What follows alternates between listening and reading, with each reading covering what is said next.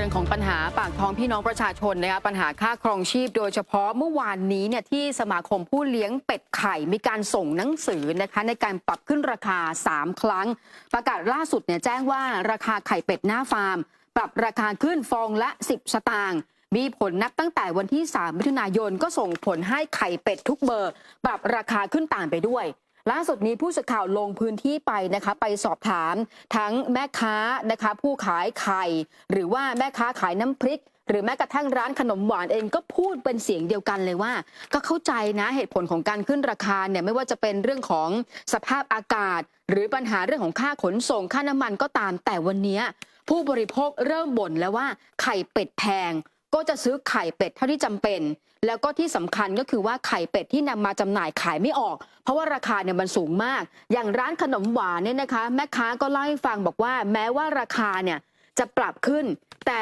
ร้านค้าก็ยืนยันว่าตอนนี้ยังจะไม่ขึ้นราคาแต่ถ้าเกิดว่าไข่เป็ดปรับขึ้นราคาไปอีกอันนี้คงจำเป็นละที่ต้องมีการเพิ่มต้นทุนรวมไปถึงยังบอกด้วยว่าตอนนี้แบกรับต้นทุนไม่ไหวฝากถึงรัฐบาลว่าการประกาศขึ้นราคาทั้งไข่เป็ดไข่ไก่อย่างต่อเนื่องวันนี้ส่งผลกระทบทั้งผู้ค้าผู้ประกอบการและก็ผู้บริโภคอยากจะให้แก้ไขปัญหาราคาไข่เป็ดไข่ไก่โดยเร็วที่สุดด้วยโอ้โหแล้วข่าวของผมนี่ต้องแสดงความเสียใจนะครับจะแก้ไขอย่างไรไม่รู้เพราะเมื่อสักครู่นี้ไข่เป็ดแพงหนึ่งในสาเหตุก็น่าจะมาจากค่าขนส่งใช่ครับปรากฏว่าพอน้ำมันดีเซลวิ่งขึ้นไปจะแตะเพดาน33 บาทอยู่รอมารอจริงๆก็สุดแล้วล่ะ32 บาท 94 สตางค์คุณอภิชาติไพรุ่งเรืองประธานสหพันธ์การขนส่งทางบกแห่งประเทศไทยบอกขึ้นมา3 บาทจาก30นะเดี๋ยวค่าขนส่งจะขึ้น 9%โอ้โหเป็นเรื่องสิครับแต่ถ้ารัฐบาลยังไม่ช่วยอุดหนุน30 บาทดีเซลนะเดี๋ยววันที่11 มิถุนายนนี้จะยกพลมาหน้าทำเนียบนี่คือเรื่องราวทางเศรษฐกิจเรื่องแรกที่เดี๋ยวพี่ต้อมณรงค์จะมาขยายความให้ฟังอีก2 เรื่องก็คือรถยนต์ตัวจี๊ดในเมืองไทยทั้งนั้นรู้จักโตโยต้ายาริสครอสแมคครอสยาริสมาสด้า2 Honda Accord ถูกกล่าวหาว่าโกงการทดสอบและที่สำคัญที่สุดสำนักงานใหญ่ของโตโยต้าที่ญี่ปุ่นออกมายอมรับด้วยนะครับอันนี้ก็เป็นอีกเรื่องหนึ่งเรื่องที่3คือเรื่องการจำกัดจำนวนนักท่องเที่ยวของทางการอิตาลีทั้งหมดนี้แหละครับพี่ต้อมณรงค์อยู่กับพวกเราแล้วครับสวัสดีครับพี่ต้อมครับสวัสดีค่ะสวัสดีครับพี่ต้นพี่ฐานและมุ้ยคุณผู้ฟังคุณผู้ชมครับนะก็เรื่องราววันนี้เนี่ยรู้สึกว่าจะเกี่ยวข้องกับยานพาหนะทั้งหมดเลยนะครับเอาเริ่มตั้งแต่เรื่องแรกเลยก็แล้วกันนะครับเมื่อเช้านี้นะได้มีโอกาสพูดคุยกับคุณอภิชาติไพรุ่งเรืองเพราะว่ามีข่าวว่าเมื่อวานเนี่ยสหพันธ์การขนส่งทางบกแห่งประเทศไทยที่เขามีอยู่ทั้งหมดประมาณ12 สมาคมเนี่ยเขาเข้ามาประชุมกันนะครับก็ปรากฏเมื่อเช้านี้คุยกันแล้วนะคุณอภิชาติท่านบอกว่าจากการที่ราคาขายปลีกน้ำมันดีเซลมันปรับตัวเพิ่มขึ้นอย่างต่อเนื่องกระทั่งล่าสุดไปอยู่ที่ลิตรละ32 บาท 94 สตางค์เนี่ยนะครับสหพันธ์การขนส่งทางบกก็ไม่ได้นิ่งนอนใจนะมีความพยายามที่จะขอเข้าพบเพื่อหารือกับนายกรัฐมนตรีเศรษฐาแล้วก็ไม่ได้แบบขอเข้าพบอย่างเดียวนะแต่ว่าทำหนังสืออย่างเป็นทางการนะแล้วก็ทำเนียบรัฐบาลเนี่ยมีการรับหนังสือเรียบร้อยแล้วจำได้ว่าข่าวนี้นะครับไอ้หนังสือฉบับเนี้ยผมนำเสนอไปประมาณสัก2 สัปดาห์ที่ผ่านมาแล้วเพราะจริงๆแล้วเนี่ยบอกว่านะครับมีการรับหนังสือแล้วตั้งแต่16 พฤษภาคมที่ผ่านมาแต่จนถึงเมื่อวานเนี้ยสมาพันธ์ก็ยังไม่รับคำตอบนะว่านายกรัฐมนตรีเนี่ยท่านจะให้เข้าพบวันไหนจะให้เข้าพบเมื่อไหร่ขณะที่ความเดือดร้อนของประชาชนทั้งประเทศเนี่ยคุณอภิชาติบอกว่ามันกำลังเกิดขึ้นนะแล้วก็เกิดขึ้นเนี่ยไม่เฉพาะกับเจ้าของธุรกิจรถบรรทุกเท่านั้นแต่มันยังรวมถึงรถหัวลากที่ต้องลากตู้คอนเทนเนอร์เพื่อการส่งออกและนำเข้าสินค้าของประเทศไทยรวมทั้งรถบรรทุกสินค้าบริโภคที่ต้องวิ่งขึ้นวิ่งล่องเพื่อนำส่งสินค้าไปกับร้านค้าเพื่อจำหน่ายให้กับพ่อแม่พี่น้องทั่วประเทศเนี่ยนะครับแล้วก็ยังมีรถทัวร์นำเที่ยวนะปัจจุบันนี้รถทัวร์นำเที่ยวเนี่ยเป็นสมาชิกสมาพันธ์คุณอภิชาติอยู่เกือบ100,000 คันเนี่ยรถทัวร์กลุ่มนี้รับงานจากบรรดาบริษัททัวร์นะเพื่อให้บริการนักท่องเที่ยวต่างชาติไว้ในราคาก่อนที่น้ำมันดีเซลเนี่ยมันจะขึ้นไปอยู่ที่32 บาท 94 สตางค์เพราะฉะนั้นเนี่ยนะครับ3 กลุ่มเนี้ยได้รับความเดือดร้อนทั้งหมดแต่ที่น่าสนใจกว่าก็คือนะครับในกลุ่มรถทัวร์นำเที่ยวเนี่ยเป้าหมายนักท่องเที่ยวต่างชาติที่รัฐบาลกำหนดไว้ในปีนี้ว่าจะต้องได้ประมาณสัก35 ล้านคนนะแล้วก็คาดหวังว่า35 ล้านคนเนี่ยจะทำรายได้กับรัฐบาลเนี่ยน่าจะถึงประมาณสัก3 ล้านบาทเนี่ยนะครับตรงนี้เนี่ยอาจจะต้องมีการทบทวนไหมถ้านะครับรถทัวร์นำเที่ยวไม่สามารถที่จะวิ่งได้เพราะขาดทุนคือวิ่งไปแบบต้องแถมเงินเขาอีกอะไรประมาณนี้นะครับอันนี้ ภาคขนส่งเนี่ยถือว่าเป็นหัวใจของการท่องเที่ยวของประเทศไทยณเวลานี้ขณะที่ภาคธุรกิจรถหัวลากเนี่ยนะครับถ้าบอกว่าถ้าแบกรับต้นทุนจากราคาน้ำมันไม่ได้เนี่ยแล้วต้องหยุดวิ่งเนี่ยไอ้ความเดือดร้อนเนี่ยมันจะไม่ได้กระทบเพียงแค่ผู้นำเข้าหรือผู้ส่งออกเท่านั้นนะแต่ว่ามันจะกระทบไปถึงกิจการขนถ่ายสินค้าแล้วก็บรรดาท่าเรือต่างๆเนี่ยก็จะได้รับความเดือดร้อนไปด้วยคนไทยจะตกงานอีกเท่าไหร่นะครับแล้วสำคัญที่สุดก็คือว่ารถบรรทุกขนส่งสินค้าบริโภคทุกวันนี้แหละที่เราเห็นน่ะวิ่งมาวิ่งไปวิ่งขึ้นวิ่งล่องอยู่เนี่ยครับบอกถ้าไม่สามารถวิ่งรับส่งสินค้าได้ปัญหาการขาดแคลนสินค้าเนี่ยมันก็จะเกิดขึ้นแล้วถ้าสินค้าขาดของขาดเนี่ยนะครับมันก็จะมีราคาแพงขึ้นตามมาประเด็นก็คือว่าก่อนหน้านี้เนี่ยเราไปคิดว่าสมาพันธ์การขนส่งทางบกแห่งประเทศไทยเนี่ยมีเฉพาะรถ10 ล้อเท่านั้นไม่ใช่นะครับสมาพันธ์เขาเนี่ยรวบรวมสมาคมที่เกี่ยวข้องกับรถขนส่งทั้งหมดว่าจะขนส่งคนขนส่งสินค้ามาอยู่ในสมาพันธ์เขาทั้งหมดนะครับเพราะฉะนั้นเนี่ยเขาก็มองเห็นไงว่าปัญหาพวกนี้มันน่าจะเกิดขึ้นนะถ้ายังไม่ทำอะไรเลยนะครับเมื่อวานนี้เขาเลยจัดให้มีการประชุมสมาชิกบอกว่าเป็นสมาคมขนส่งสินค้าและโลจิสติกทั่วทุกภูมิภาคของประเทศรวม12 สมาคมนะครับแล้วก็มีมติในที่ประชุมบอกว่าเอาละ11 มิถุนายนเนี่ยนะครับ10 โมงเช้าทั้ง12 สมาคมเนี่ยขอไปเยี่ยมท่านนายกหน่อยและขอไปเยี่ยมหน่อยขอเข้าพบแล้วไม่ให้พบไม่เป็นไรนะครับเราขอไปเยี่ยมกันแล้วกันแล้วก็ไม่ใช่เฉพาะนะครับรถบรรทุกรถขนส่งเท่านั้นแต่จะมีภาคประชาชนแล้วก็เกษตรกรจากภาคอีสานอีกจำนวนหนึ่งนะครับจะไปรวมตัวกันแล้วก็จะเดินทางไปที่ทำเนียบรัฐบาลเพื่อขอพบนายกรัฐมนตรีรวมทั้งผู้เกี่ยวข้องนะครับในการที่จะรับทราบนโยบายในการแก้ปัญหาที่มันเกิดขึ้นนี้แล้วก็จะขอให้พิจารณาตึงราคาน้ำมันดีเซลไว้ที่30 บาทต่อลิตรด้วยนะครับคุณอภิชาติบอกว่าคุณณรงค์คิดดูเราทำหนังสือถึงนายกเพื่อขอนัดหมายเข้าพบเนี่ย2 ครั้งแล้วไม่มีคำตอบเลยนะครับในขณะที่คุณภูมิธรรมเวชชชัยในฐานะรองนายกนะครับรองนายกท่านก็บอกไปโน่นสิไปที่รัฐมนตรีช่วยว่าการกระทรวงคมนาคมเลยคุณวิชาติบอกโอ้โหเหมือนแบบเราไม่มีความหมายมองข้ามพวกเราไปเลยไม่สนใจพวกเราทั้งที่จริงๆแล้วเนี่ยถ้ารัฐบาลคิดสักนิดหนึ่งเนี่ยนะครับว่ามันแตะไปทั้งเครือข่ายมันทั้งระบบโลจิสติกของประเทศเลยนะครับแต่ไม่มีใครสนใจนะดังนั้นเนี่ยนะครับบอกว่าการที่จะไปเยี่ยมท่านนายกในครั้งนี้เนี่ยก็ถือว่าเป็นการส่งสารกันแล้วกันว่าเราเนี่ยเดือดร้อนแล้วถ้ายังไม่มีการตอบรับเนี่ยพวกเราเนี่ยก็จะยกระดับขึ้นไปอีกชั้นหนึ่งนะครับอีกขั้นหนึ่งเลยทีเดียวแต่ว่าอย่างไรก็ตามแม้ขณะนี้ราคาน้ำมันดีเซลจะขึ้นราคานะครับคุณอภิชาติบอกว่ารถบรรทุกเนี่ยยังไม่ได้ขึ้นค่าขนส่งกับลูกค้าเลยนะเพราะว่าเข้าใจในความเดือดร้อนของลูกค้าเพราะบอกว่าถ้าเราขึ้นราคามันจะทำให้ต้นทุนสินค้าขยับตามขึ้นไปด้วยนะแต่ถ้าราคาน้ำมันเกิน33 บาทต่อลิตรเนี่ยสุดท้ายถ้าพวกเรารับภาระไม่ไหวก็จำเป็นต้องปรับค่าขนส่งนะถามว่าค่าขนส่งจะปรับขึ้นยังไงคุณอภิชาติคิดบอกคิดง่ายๆไม่ต้องคิดอะไรเยอะนะครับทุก1 บาทที่น้ำมันดีเซลปรับขึ้นไปเราจำเป็นที่ต้องปรับขึ้นค่าขนส่ง 3% นะครับดังนั้นถ้าน้ำมันแตะ33 บาทต่อลิตรก็เท่ากับว่าเราต้องปรับค่าขนส่งขึ้นไปที่ 9% อย่างที่พี่ต้นพูดเมื่อสักครู่นี้หมายความว่าต่อไปถ้าผู้ว่าจ้างไม่ไหวนะครับรถบรรทุกเองก็ไม่ไหวสุดท้ายต้องหยุดวิ่งเพราะปัจจุบันเนี่ยครับแม้ว่าจะยังไม่มีการปรับขึ้นค่าขนส่งงานก็ไม่มีนะครับก็คือไม่มีสินค้าให้ขนนะในที่ประชุมเมื่อวานนี้ก็ได้รับรายงานจากสมาชิกในภาคเหนือภาคอีสานว่าต้องนำรถไปคืนให้กับไฟแนนซ์แล้วเกือบ 1,000 คันเกือบ 1,000 คันต้องรถไปคืนไฟแนนซ์นะครับเพราะแบกรับภาระต้นทุนไม่ไหวอย่าคิดว่าคืนรถแล้วจบหนี้นะครับคืนรถแล้วก็ไม่จบหนี้เพราะว่าเขาไปขายเนี่ยราคาต้องต่ำกว่าหนี้ที่ติดอยู่แล้วนะครับยกตัวอย่างเช่นสมมุติว่าวันนี้ซื้อรถบรรทุกมา1 คันนะครับผ่อน6 ปี12 6 72 งวดนะครับเพิ่งผ่อนไปได้ครึ่งทางเนี่ยนะครับผ่อนไปได้3 ปีเนี่ยที่เหลืออีก3 ปีถามว่าคุณจะขายได้ในราคาที่คุณติดไฟแนนซ์อยู่หรือเปล่านะครับถ้าไม่ได้ไฟแนนซ์เขาก็จะมาเรียกร้องจากคุณอีกโอ้โหมันมีประเด็นเยอะแยะมากมายนะครับเพราะฉะนั้นเนี่ยสุดท้ายแล้วถ้าขนส่งรับไม่ไหวงานก็ไม่มีราคาพืชไร่ก็ไม่ดีไม่มีการซื้อขายกันเมื่อไม่มีการซื้อขายกันก็ไม่มีการขนส่งอ้าวไหนว่ารัฐบาลบอกว่าอุ้ยราคาพืชผลทางการเกษตรดีนะครับเกษตรกรหน้าใสแต่ทำไมสมาคมรถบรรทุกบอกว่าไม่มีสินค้าการเกษตรให้ขนส่งล่ะครับมันเกิดอะไรกันขึ้นสินค้าเกษตรทุกวันนี้ไปอยู่ในมือของใครในมือเกษตรกรหรือของใครครับอันนี้ว่ากันไปแต่ว่าอย่างไรก็ตามเรามาดู6 ข้อเสนอนะครับของสมาพันธ์การขนส่งทางบกแห่งประเทศไทยที่เมื่อเช้านี้คุณอภิชาติแจกแจงมาเป็นข้อนะครับก็คือ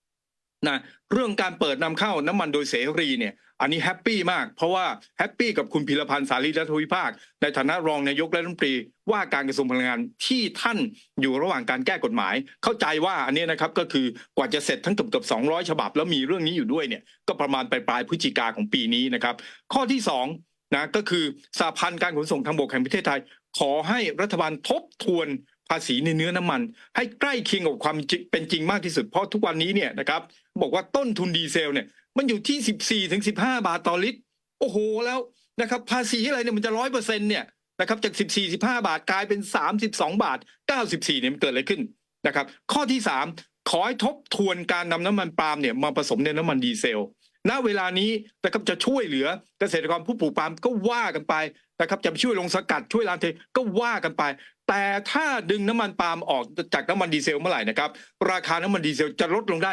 ถึงลิตรละบาทถึง2 บาท50 ถึง 2 บาทเลยทีเดียวเชียวนะครับอันนี้ก็คือข้อที่3ข้อที่4ต้องจริงจังกับการแยกต้นทุนน้ำมันต้องแจกแจงให้ชัดเจนให้ละเอียดว่าจริงๆแล้วเนี่ยนะครับมันไปเกินอยู่ตรงไหนนะครับและไอ้ส่วนเกินมันควรจะได้ไหมนะครับข้อที่5ขอให้แยกนะครับบัญชีน้ำมันกับก๊าซในกองทุนน้ำมันเนี่ยออกจากกันเพราะถ้าไม่เช่นนั้นแล้ววันนี้มาบอกว่าโอ้โหกองทุนน้ำมันติดลบอยู่แสนกว่าล้านแสนล้านแต่จริงๆแล้วเนี่ยมันเป็นของน้ำมันนะครับประมาณครึ่งหนึ่งนะครับแล้วก็ของก๊าซ LPG นี่ครึ่งหนึ่งเพราะฉะนั้นเนี่ยการที่มาบอกว่าโอ้โหต้องมาสนับสนุนน้ำมันนะครับกองทุนน้ำมันไม่ไหวแล้วอันนี้ไม่ถูกต้องนะครับเพราะฉะนั้นต้องดึงออกนะครับสุดท้ายแล้วก็คือบอกว่าถ้า1 2 3 4 5ยังทำไม่ได้ในเวลานี้เนี่ยนะครับระยะเร่งด่วนเนี่ยคุณนิชาถามว่ารัฐบาลจะซับซิไดซ์ภาคการขนส่งอย่างไรในขณะนี้นะครับเพราะฉะนั้นรอดูที่11เราเจอกันคุณวิชาถามเลยบอกว่าคุณจะลงไปไหมบอกไม่ต้องกลัวครับทีมข่าวท็อปนิวส์อยู่ที่ทำเนียบอยู่แล้วนะครับแล้วก็จะติดตามเรื่องนี้อย่างใกล้ชิดครับอันนี้เป็นเรื่องของการขนส่งนะครับที่สุดท้ายแล้วนะครับก็อย่างที่บอกนั่นแหละว่านะครับทั้งรถทัวร์หัวลากนะครับรถตู้พ่วงนะครับบรรทุกพ่วงเนี่ยขนส่งของกินเนี่ยนะครับสุดท้ายแล้วถ้าไม่ไหวก็ต้องหยุดวิ่งครับอีกหนึ่งเรื่องนะครับอันนี้จากรถบรรทุกแล้วใช่ไหมเรามารถเก๋งบ้างนะเมื่อเช้านี้นะครับผมก็อีท่าไหนไม่รู้เปิดมาเปิดมานะครับไปเจอข่าวนะครับของญี่ปุ่นนะเขาบอกว่ากระทรวงที่ดินโครงสร้างพื้นฐานการขนส่งและการท่องเที่ยวญี่ปุ่นนะครับได้เดินทางเข้าไปตรวจสอบอาคารสำนักงานใหญ่ของบริษัทโตโยต้ามอเตอร์คอร์ปในเมืองโตโยต้าที่จังหวัดไอจิถามว่าเข้าไปทำไมครับเพื่อหาหลักฐานที่เกี่ยวข้องกับความผิดปกติในการทดสอบสมรรถนะของรถยนต์นะครับแล้วก็มีการเชื่อกันว่าเนี่ยเป็นครั้งแรกนะครับที่กระทรวงนะครับที่หน่วยงานภาครัฐเนี่ยเข้าไปนะครับกระทรวงที่ดินโครงสร้างพื้นฐานการขนส่งและการท่องเที่ยวของญี่ปุ่นเนี่ยเข้าไปตรวจสอบสำนักงานใหญ่ของโตโยต้าในจังหวัดไอจิเหตุการณ์นี้เกิดขึ้นหลังจากที่เมื่อวานนี้ครับกระทร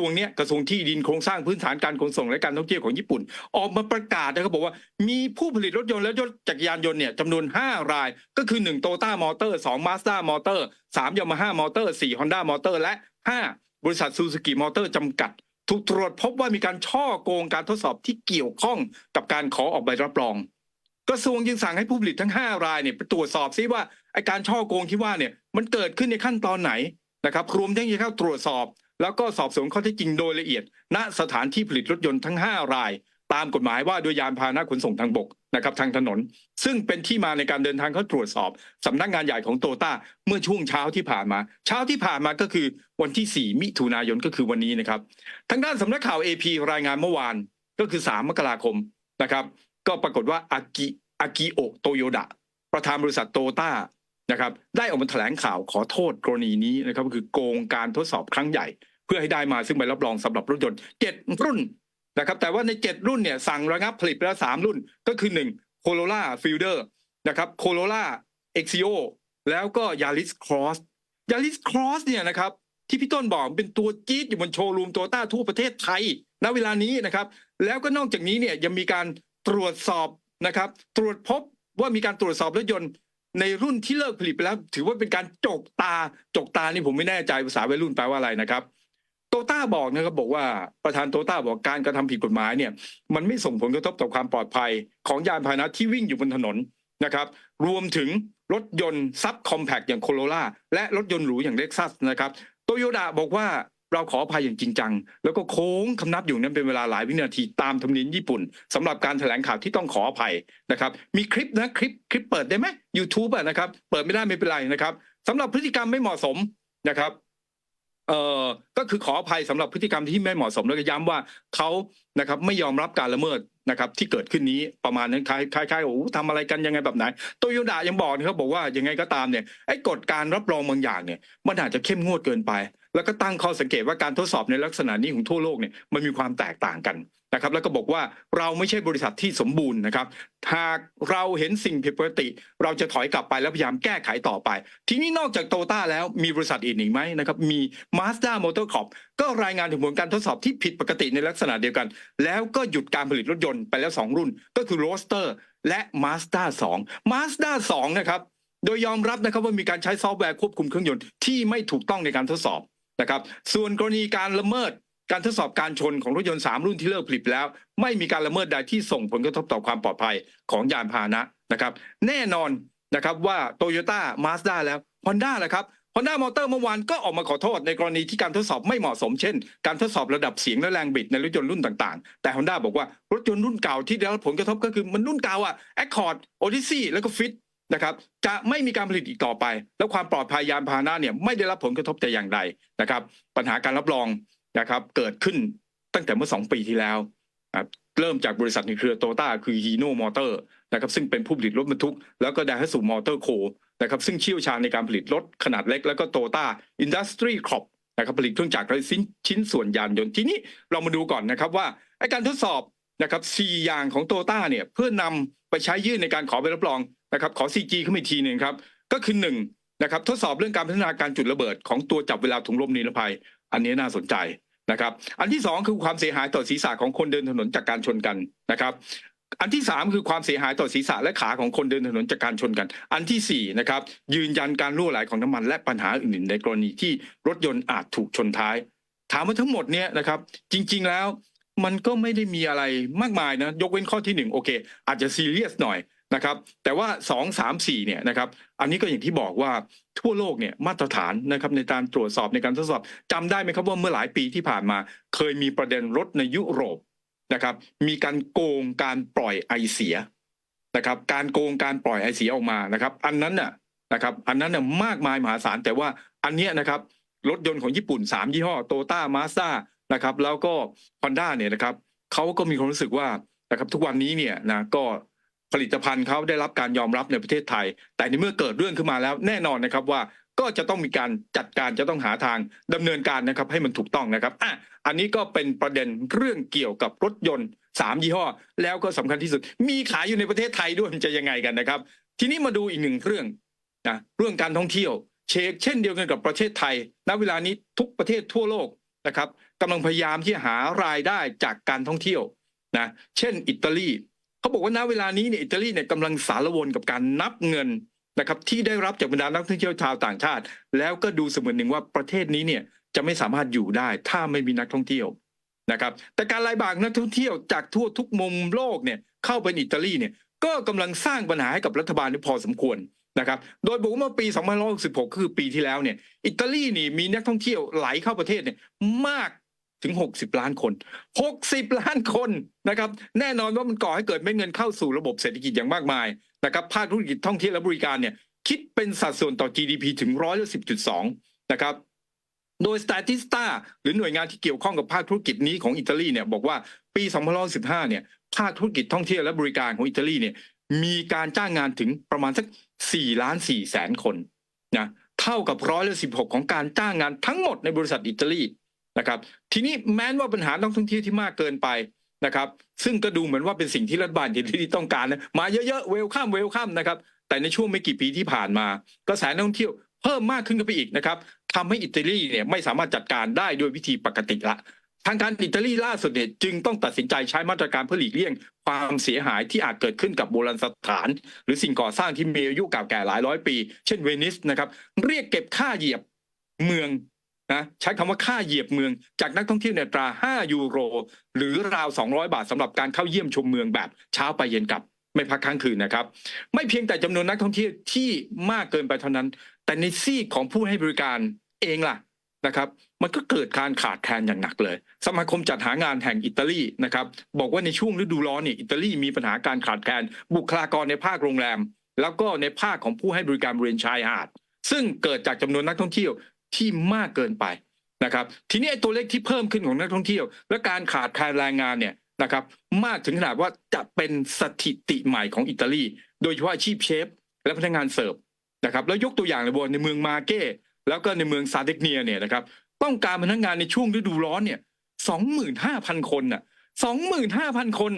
นะครับถามว่าอิตาลีมีอะไรน่าเที่ยวแน่นอนนะครับว่าหนึ่งในเป้าหมายยอดนิยมก็คือการเข้าชมภาพ The Last Supper ภาพวาดของลีโอนาร์โด ดาวินชีหนึ่งในศิลปินเอกของโลกนะครับตั้งงานอยู่บนผนังโบสถ์ซานตามาเรียนะครับเดเลกราเซียในเมืองมิลานนะครับอันนี้ก็บอกว่ามันก็มีประเด็นนะครับทีนี้นะครับไม่หมายความว่าทุกคนจะเข้าดูได้นะเขาบอกว่าตอนนี้เนี่ยเขาต้องจองตั๋วล่วงหน้าหลายสัปดาห์นะครับจองตั๋วล่วงหน้าแล้วเนี่ยก็จะเข้าได้เป็นกลุ่มละ30 คนแต่ละกลุ่มเข้าได้ไม่เกิน15 นาทีนะครับนอกเหนือจากเรื่องราวของ The Last Supper แล้วนะครับเขาบอกอิตาลีเนี่ยน่าสนใจมากราคาอาหารถูกจนน่าประหลาดใจเมื่อเทียบกับนิวยอร์กกาแฟเอสเปรสโซ่ในมิลานเนี่ยมีราคาเพียง1 ยูโรประมาณ40 บาท39 บาทปลายๆก็40 บาทครัวซองเนี่ยนะครับ2 หรือ 3 ยูโรประมาณ80 ถึง 120 บาทเท่านั้นบ้านเรากาแฟในปั๊มที่พอกลืนได้เนี่ยต้องมี60 บาทเพียงอย่างต่ำมิลาน40 บาทครับนะครับว่าไปนะครับทีนี้ Deutsche Welle นะครับ DW สื่อสาธารณรัฐเยอรมนีเคยรายงานเกี่ยวกับการบริหารจัดการนักท่องเที่ยวของรัฐบาลอิตาลีไว้นะครับเมื่อปีที่ผ่านมาบอกเวนิสและซาร์ดิเนียเนี่ยนะครับออกมาตรการควบคุมจัดเก็บค่าธรรมเนียมสำหรับความพยายามในการจัดการกับฝูงชนฝูงชนคือนักท่องเที่ยวที่มากมายเนี่ยครับเช่นห้ามไม่ให้เปลือยกายแล้วเดินรอบเมืองหรือห้ามให้เปลือยกายกระโดดลงคลองเพื่อว่ายน้ำห้ามนั่งห้ามนอนบนทางเท้าบนสะพานข้างน้ำพุบนบันไดผู้ที่ฝ่าฝืนจะต้องถูกปรับนะครับนอกจากนี้เนี่ยยังมีการควบคุมการเข้าถึงชายหาดบางแห่งอย่างเข้มงวดเช่นจำกัดจำนวนนักเที่ยวในแต่ละวันผู้ที่ต้องการเข้าชายหาดจะต้องจองคิวและจ่ายเงินล่วงหน้านะครับห้ามไม่ให้นักท่องเที่ยวนำยานพาหนะของตัวเองไปบางเกาะเช่นลัมเปดูซ่าแล้วก็เลโนซานะครับอันนี้ก็เป็นเกาะที่อยู่ระหว่างชิลีกับแอฟริกาเหนือนะครับแม้กระทั่งการเข้าอุทยานที่มีชื่อว่าเซาท์ไทโรเนี่ยนะครับอยู่ทางตอนเหนืออิตาลีก็ต้องจองล่วงหน้านะครับทุกสิ่งอย่างที่มันเกิดขึ้นณเวลานี้ก็คือเขากำลังแก้ปัญหานักท่องเที่ยวท่วมประเทศนะครับท่วมประเทศจริงๆนะแล้วประเทศไทยเลยครับจะทำยังไงนะบอกว่าแหมนึกถึงประเทศไทยจริงนะบอกเราตั้งเป้านักท่องเที่ยวไว้ปีนี้35 ถึง 36 ล้านคนจะมีรายได้เข้าประเทศประมาณ3 ล้านบาทคิดเป็น 17.83% ของ GDP ในปีนี้นะ 17.83% GDP ปีนี้แต่ถามว่าไอ้3 ล้านบาทที่ว่าเนี่ยมันจะเป็นเม็ดเงินที่คนไทยหรือประเทศไทยเนี่ยได้รับจริงเท่าไหร่ต่างชาติที่เข้ามาเปิดธุรกิจรองรับนักท่องเที่ยวชาวต่างชาติในประเทศไทยเนี่ยจะเหลือไว้ให้คนไทยมากแค่ไหนและรัฐบาลจะเริ่มดำเนินการกวาดล้างธุรกิจต่างชาติในกลุ่มนี้ได้แล้วหรือยังต้องเกรงใจใครไหมครับพี่ต้นครับพี่ถาครับน้องม้วยครับ